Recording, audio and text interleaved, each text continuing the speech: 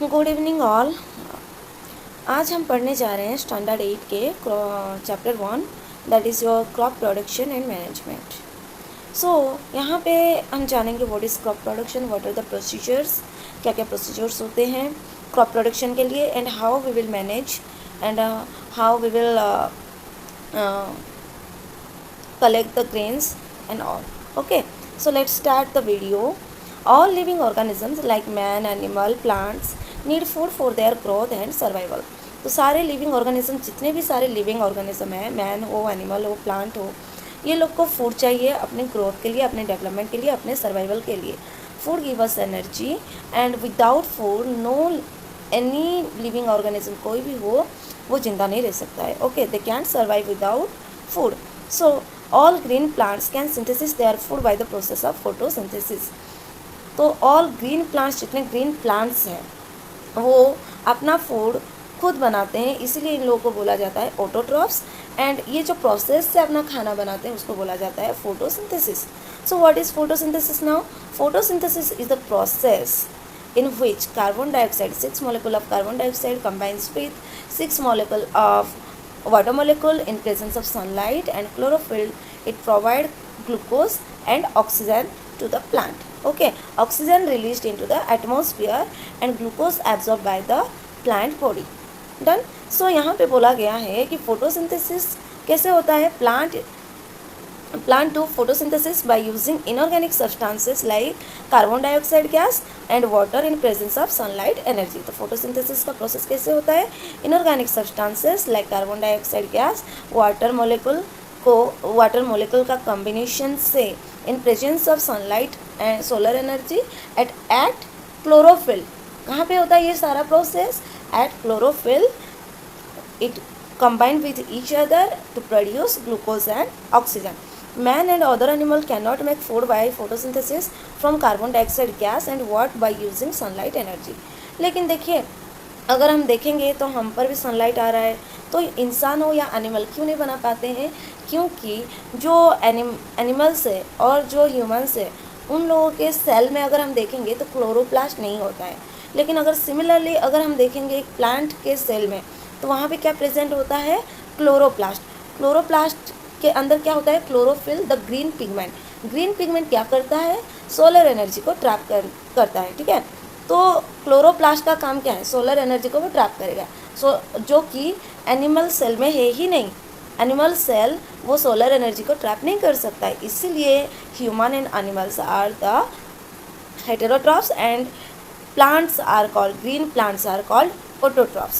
Okay, next they need ready-made organic food nutrients like carbohydrate, fats and proteins etc for their growth and development. तो animal and जो human है इन लोगों को readymade organic food चाहिए जो plant से मिलता है, जैसे कार्बोहाइड्रेट, फैट, प्रोटीन. कार्बोहाइड्रेट कैसे मिलेगा, कहाँ से मिलेगा? वो ग्रेन से, जितने सारे ग्रेन्स है, व्हीट, राइस. फैट, ऑयल, जितने सारे सीड्स हैं जैसे ground nut, walnut, these are fat providing food material. Like next, protein किससे मिलेगा? प्रोटीन जैसे जितने सारे पल्सेस, जितने सारे दाल आप खाते हो तो उससे आपको मिलता है प्रोटीन, जैसे egg, meat. These are the protein rich food. Okay, so for their growth and development. तो एनिमल एंड ह्यूमन जो होते हैं अपने ग्रोथ एंड डेवलपमेंट के लिए रेडीमेड फूड खाते हैं. और ये रेडीमेड फूड कहाँ से मिलता है उन लोगों को? प्लांट से. Man obtain his food from plants as well as animal. तो इंसान क्या करता है? प्लांट से भी अपना खाना लेता है और एज वेल एज वो एनिमल को भी मार के खाता है. मतलब it depends upon autotrophs as well as on heterotrophs for their food. So human also called as omnivores. इसलिए ह्यूमन को हम क्या बोलते हैं? Omnivores. In other words, man has to grow plant and rear animal to meet his requirement of food. तो अपना food requirement fulfil करने के लिए इंसान क्या करता है? प्लांटेशन भी करता है एज वेल एज एनिमल को ला के वो अपने घर में रख के उसका सेवा करता है, रियर करता है उन लोगों को. ठीक है, many types of plants are grown on a large scale in vast field because the food grain produce by them are consume in large amount. तो बहुत तरह के प्लांट्स होते हैं, बहुत तरह के ग्रेन हैं जो कि हम लार्ज अमाउंट में गेन मतलब टेक करते हैं, एज ए फूड इनटेक करते हैं उसको. तो इस तरीके का जो ग्रेन्स है इनका प्रोडक्शन ज़्यादा होना चाहिए क्योंकि ह्यूमन उसको लार्ज अमाउंट में कंज्यूम करते हैं, इसलिए कुछ फूड ग्रेन को लार्ज अमाउंट में कल्टीवेट किया जाता है। Wheat and rice are two common example. तो इसका कॉमन एग्जांपल क्या है? Wheat and rice. बिना राइस के हम अलग कुछ नहीं खा के ज़्यादा दिन तक नहीं रह सकते, तो ये हमारा फूड हैबिट है। तो ज़्यादा से ज़्यादा जो ग्रेन हम खाते हैं ना, उसका प्रोडक्शन हम ज़्यादा करते हैं।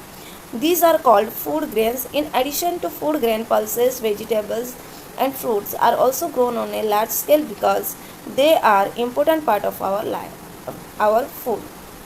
तो these are called food grains. Okay, ये सबको हम क्या बोलेंगे? Food grain. In addition to food grain, pulses, vegetable. Not only हम ग्रेन सिर्फ प्रोड्यूस करते हैं, पल्सेस भी हम प्रोडक्शन करते हैं, उसका वेजिटेबल का प्रोडक्शन करते हैं, फ्रूट्स का फार्मिंग करते हैं। ये सब चीज़ का लार्ज स्केल में हम फार्मिंग करते हैं क्योंकि ये हमारे फूड का मेन सोर्स है, इम्पोर्टेंट सोर्स है, pulses, vegetable, grain and fruits. Okay, the animals such as cow, buffalo are rear to obtain milk, whereas goat, fish and hen are rear to get meat and egg. तो ठीक उसी तरह कुछ animal भी इंसान रखता है, क्यों? For milk. कुछ एनिमल लाइक काओ, बुफालो, ये सबको क्यों रखता है? क्योंकि उनसे उसको मिल्क मिलेगा। ठीक है। नेक्स्ट, गोट, फिश, हैन, ये सबको क्यों रखा जाता है? क्योंकि उनसे उनको मीट मिलेगा, एग मिलेगा। ओके, प्लेसेस जो भी है। In this chapter we will study the different practices obtaining food from both plants as well as animals. तो ये चैप्टर में हम पढ़ेंगे different practice of obtaining of food. तो अलग अलग तरह का क्या क्या प्रैक्टिस होता है फूड ऑब्टेन करने के लिए, हम क्या क्या मेथड यूज़ करते हैं फूड प्रोडक्शन करने के लिए, कैसे वहाँ पे हम इरिगेशन सिस्टम करते हैं, कैसे हम क्रॉप को मैनेज करते हैं, ये सब के बारे में हम पढ़ेंगे। Before we go further we should know the meaning of the word crop. तो आगे जाने से पहले हमको पता चलना चाहिए कि जो वर्ड है क्रॉप, उसका मतलब क्या है। This is discuss below. तो क्रॉप के बारे में नीचे बताया गया है। When the same kind of plants are grown in the field on a large scale to obtain food like cereals, pulses, vegetables and fruits etcetera, it is called crop. तो एक तरह का इसका मतलब क्या है? When same kind of plants, same kind of plants means एक जैसा प्लांट को अगर हम लार्ज स्केल में लगा के उसको उससे फूड ऑब्टेन करेंगे तो इसको बोला जाएगा क्रॉप। जैसे हम धान का खेती करते हैं तो एक या दो पौधा तो नहीं लगाते ना, ये एक लार्ज स्केल में जाता है, बहुत बड़ा स्केल में इसका खेती बाड़ी होता है। तो इसीलिए इसको क्या बोला जा रहा है? क्रॉप। तो क्रॉप्स आप फ्रूट भी हो सकता है, वेजिटेबल भी हो सकता है, और ग्रेन भी हो सकता है, पल्सेस भी हो सकता है। For example, a crop of wheat, example यहाँ पे दिया है already. A crop of wheat means that all plants grown in the field are that of wheat. तो यहाँ पे देखो, क्रॉप ऑफ व्हीट मतलब क्या होता है ना, एक खेत में सारे जो पौधे होंगे सारे व्हीट के ही पौधे होंगे। अगर मैं यहाँ पे लगा दूँ, व्हीट लगा दूँ एक पौधा, उसके बाद एक फ्लावर, फिर उसके बाद थोड़ा पी, फिर टमेटो, चेरी, तो इसको हम नहीं बोलेंगे कि एक क्रॉप, इसको नहीं बोला जाता है। सेम काइंड ऑफ प्लांट होना ज़रूरी है, सेम काइंड ऑफ प्लांट, और उसका जो हम खेती बाड़ी जो करेंगे वो लार्ज स्केल में होना चाहिए। बहुत बड़ा स्केल में उसको अगर हम लगाए तो इसको बोला जाएगा crop. Okay, A crop is called फसल इन हिंदी। तो हिंदी में क्रॉप को क्या बोला जाता है? फसल। Crop are grown in soil in the field by farmers और ऑल्सो नोन एज किसान। तो क्रॉप कौन ग्रो करता है? किसान और फार्मर्स। इंडिया में जितने भी सारे फार्मर्स हैं वो सारे अपने इकोनॉमी के लिए क्रॉप के ऊपर डिपेंडेंट है। वेदर अलग अलग जगह पे अलग अलग क्रॉप उगाया जाता है, लेकिन सब कोई अपने जो जितने भी फार्मर्स है वो अपने क्रॉप पे डिपेंडेंट है। इसीलिए बोला जाता है भारत एक कृषि प्रधान देश है। तो जो किसान होता है वो लार्ज स्केल में एक ही प्लांट को लगाता है और वही क्रॉप प्रोडक्शन करके वो गवर्नमेंट में जाके उसको बेचना, उसका मार्केटिंग वो सब करता है। Some example of crop given below. तो कुछ क्रॉप के बारे में आपको बताया गया है, like cereal crop. Cereal crop जो सारे ग्रेन्स जितने भी हैं, क्या क्या है? Wheat, paddy, maize, millet, barley. Okay, next आया पल्सेस। पल्सेस जितने सारे दाल जो क्या क्या है? ग्राम, पीस, बीन्स। उसके बाद आया ऑयल सीड। ऑयल सीड मतलब जो सीड से, जिसको पीसने से हमको ऑयल मिलता है। जैसे कि एक अगर आप लोग एक ground nut, okay, mustard, sunflower. Next आया वेजिटेबल। वेजिटेबल को अगर सेम काइंड ऑफ, जैसे आप लोग देखे भी होंगे कि टमाटो का बड़ा बड़ा खेती होता है, अदरक का बड़ा बड़ा खेती होता है, तो ये लार्ज स्केल में होता है। ठीक है, तो वेजिटेबल किस किस चीज़ का होता है? ज़्यादा से ज़्यादा tomato, cabbage, spinach. Okay, fruits का भी होता है, जैसे banana, grapes, guava, mango, orange, apple, ये सब लार्ज स्केल में प्रोडक्शन किया जाता है। ओके, नेक्स्ट आया types of crops. Types of crops क्या क्या होता है? Different crops grow well in different season of the year. तो अलग अलग सीज़न में अलग अलग क्रॉप ग्रो होता है। अभी जो देखें हम इंडिया में 3 तो सीज़न फील कर पाते हैं, जैसे one is summer, rainy and winter. तो जो प्लांट रेनी सीज़न में जर्मिनेट हो के वो ग्रोथ हो सकता है, उसके लिए वो फेवरेबल कंडीशन है, तो वो समर में अच्छे से ग्रो नहीं कर पाएगा क्योंकि उसके लिए वो अनफेवरेबल कंडीशन है। और इंडिया में 3 तरह के प्लांट पाया जाता है। एक है SDP means short day plant, another one is DNP day natural plant, and another one is LDP long day plants. Okay, जो STP प्लांट्स है इनके लिए दिन बहुत कम चाहिए, मतलब कम दिन में डे का जो प्रभाव है कम होगा और नाइट ज़्यादा चाहिए उनको, ठीक है। तो SDP प्लांट्स मतलब ये सारे विंटर सीजन में आएंगे। DNP डे नेचुरल प्लांट आप कभी भी उगा सकते हो उसको, और LDP मतलब long day plant. Long day मतलब दिन का जो प्रभाव है इनके ऊपर ज़्यादा से ज़्यादा होना चाहिए, ये समर सीज़न का प्लांट्स होते हैं। ठीक उसी तरह यहाँ पे सीज़न बेसिस पे मैं जैसे बोली कि अभी कि एक प्लांट के लिए फेवरेबल कंडीशन होना बहुत ज़रूरी है, इसीलिए अलग अलग सीज़न को बेस करके हमारे जो क्रॉप्स को 2 तरह में डिवाइड किया गया है, one is kharif crop and another one is rabi crop.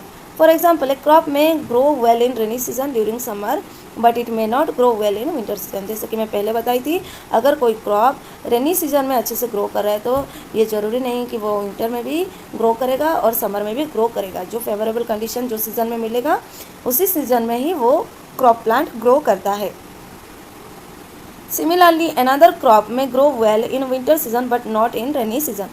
Based on the season, all the crops are categorized into 2 main group. तो हमारे सीज़न के बेसिस पे हमारा जो क्रॉप है 2 तरह का है, खरीफ एंड रबी। सो खरीफ क्या होता है? The crop which are sown in the rainy season are called kharif crop. तो रेनी सीजन से जो जिसका बुनाई हम लोग स्टार्ट करते हैं जो क्रॉप का, उसको बोला जाता है खरीफ क्रॉप। तो rainy season in India generally from June to September. June to September में हम क्या करते हैं? धान का खेती करते हैं। तो धान जो है वो कौन सा क्रॉप हुआ? Kharif crop. The sowing for kharif crop starts in June July at the beginning of south west monsoon because this crop need substantial amount of water. तो यहाँ पे जो खरीफ क्रॉप के बारे में क्या बताया गया है, इनको बहुत ज़्यादा पानी चाहिए होता है। They need more water to grow. तो इनको पानी चाहिए, इसीलिए ये पर्टिकुलरली जून जुलाई से इनका बुनाई जो है, सोइंग जो है हम स्टार्ट करते हैं। The kharif crop are harvested at the end of monsoon season during September. तो खरीफ क्रॉप को हम कब हार्वेस्ट करते हैं? सितंबर टू अक्टूबर के अंदर हमारा ये हार्वेस्ट होने के लिए तैयार हो जाता है, हार्वेस्ट होने के लिए तैयार हो जाता है। तो ये कितना महीना लगा? जून टू, अगर हम देखेंगे जून से लेके सितंबर, तो जून जुलाई अगस्त सितंबर 4 महीने तक ये क्रॉप रहता है। ग्रोथ होने के लिए उसको 4 महीने लगभग लग ही जाते हैं। Some example of kharif crops are paddy, maize, millet, soybean, ground nut and cotton. तो कुछ एग्जाम्पल है खरीफ क्रॉप्स का, जैसे paddy, maize, millet, soybean, ground nut, cotton. ये लोग को ज़्यादा पानी चाहिए, ठीक है। खरीफ क्रॉप में इम्पोर्टेंट पॉइंट क्या है? They need more water, okay, and they harvested in when? September, in the month of September. The kharif crop are sometime also called summer crop. कभी कभी इसको हम समर क्रॉप बोलते हैं क्योंकि समर सीजन के बाद ही इसका सारा काम स्टार्ट हो जाता है, सोइंग और एंड ऑल सब कुछ इसका स्टार्ट होता है, इसीलिए उसको बोला जाता है summer crop. Please note that paddy is rice still in the husk. So paddy crop give us rice. तो यहाँ पे देखो, पैडी ट्री जो है, पैडी जो है उसका अगर हम हस्क हटा देंगे तो उसके अंदर का जो बीज है, जो कोटिलीडन है जो हम खाते हैं, उसको हम बोलते हैं rice, okay. In other word paddy is rice crop. तो हम पैडी नहीं बोल के भी उसको राइस क्रॉप बोल सकते हैं। Paddy is grown only in the rainy season because it requires a lot of water. Paddy can not be grown in the winter season because water available in winter season much less. जैसे कि मैं पहले से बोली थी कि paddy tree को खरीफ crop में जो भी है, जितने सारे ट्री मतलब प्लांट्स है, वो सारे प्लांट्स को ज़्यादा से ज़्यादा वाटर चाहिए। तो पैडी ट्री विंटर में उगाया नहीं जा सकता है क्योंकि विंटर सीजन में उसको उतना वाटर नहीं मिलेगा। और ऐसा भी हो सकता है वेदर जो है, ह्यूमिडिटी ज़्यादा रहता है विंटर सीजन में, तो एयर का ह्यूमिडिटी ज़्यादा रहता है, तो वहाँ पे फंगल इन्फेक्शन होने का भी प्लांट पे फंगल इन्फेक्शन होने का भी ज़्यादा से ज़्यादा चांसेस है, okay. Next, on other hand if wheat is sown in kharif season it will not grow well. तो वीट जो है हमारा खरीफ क्रॉप नहीं है, तो इसको अगर हम खरीफ क्रॉप के साथ बुनेंगे मतलब करेंगे तो ये अच्छे से ग्रो नहीं होगा, because it need less water, इसको बहुत कम वाटर चाहिए होता है। This is because we plant can not tolerate too much water of the rainy season, उसको ज़्यादा वाटर नहीं चाहिए। The crop grown in winter season are called rabi crop, जो क्रॉप विंटर सीजन में ग्रो किया जाता है उसको बोला जाता है rabi crop. Okay, so the crop grown in the winter season are called rabi crop. So the crop जो विंटर सीजन में हम लोग उसका स्टार्ट करते हैं सोइंग, उसको बोलते हैं rabi crop. The time period of rabi crops is generally from October to March, तो इसका टाइम पीरियड कितना है, अक्टूबर टू मार्च, अक्टूबर नवंबर दिसंबर जनवरी फरवरी मार्च, तो ये 6 महीने तक चलता है, उसका टाइम पीरियड है। The sowing for rabi crops beginning at the beginning of winter, तो यहाँ रबी क्रॉप का बुनाई हम कब से स्टार्ट करते हैं, beginning of winter. And the crops are harvested by March, और मार्च में इसका हार्वेस्टिंग होता है। तो याद रखना खरीफ क्रॉप का हार्वेस्टिंग कब होता है, सितंबर टू अक्टूबर में, और रबी क्रॉप का हार्वेस्टिंग कब होता है, मार्च और अप्रैल भी हम कंसिडर कर सकते हैं। Some of the example of rabi crops are wheat, gram, peas, mustard and linseed. तो क्या क्या रबी क्रॉप है, wheat, gram, pea, mustard and linseed. अभी यहाँ पे कुछ हिस्ट्री बताया है।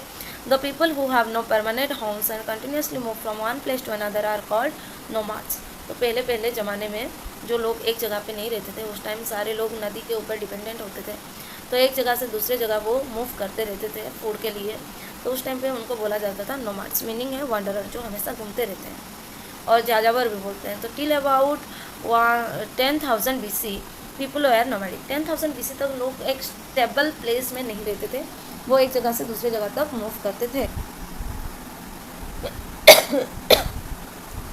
दे were continuously moving in group from place to place in search of food and shelter, food and shelter के लिए एक जगह से दूसरे जगह तक वो लोग मूव करते थे। This nomadic people ate raw fruits and vegetable found in nature and started hunting animal for food. तो वो उस टाइम क्रॉप प्रोडक्शन क्या होता है उनको नहीं पता था, तो इसलिए कच्चा फ्रूट्स खाते थे, वेजिटेबल्स खाते थे, ओके, एनिमल्स को मार के हंट करके उनका मांस खाते थे। Later they settle near the sources of water such as rivers and cultivated land to produce wheat, paddy and other food crops. धीरे धीरे वो लोग सेटल होने लगे नदियों के किनारे, और एग्रीकल्चर वो करने लगे, कल्टिवेशन क्या है उनको पता चला, व्हीट, पैडी ये सब ग्रो करने लगे। This is how agriculture was born. तो ऐसे ही एग्रीकल्चर बॉर्न हुआ।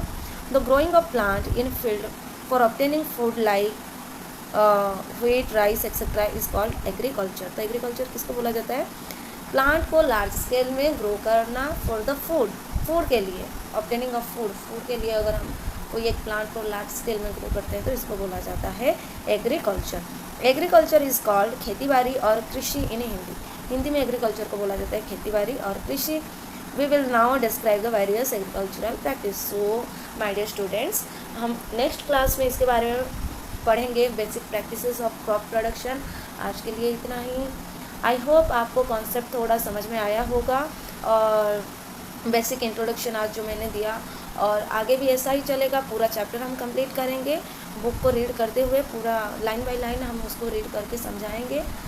आई होप आप ये वीडियो को लाइक करेंगे। Please do like, subscribe my channel. Thank you.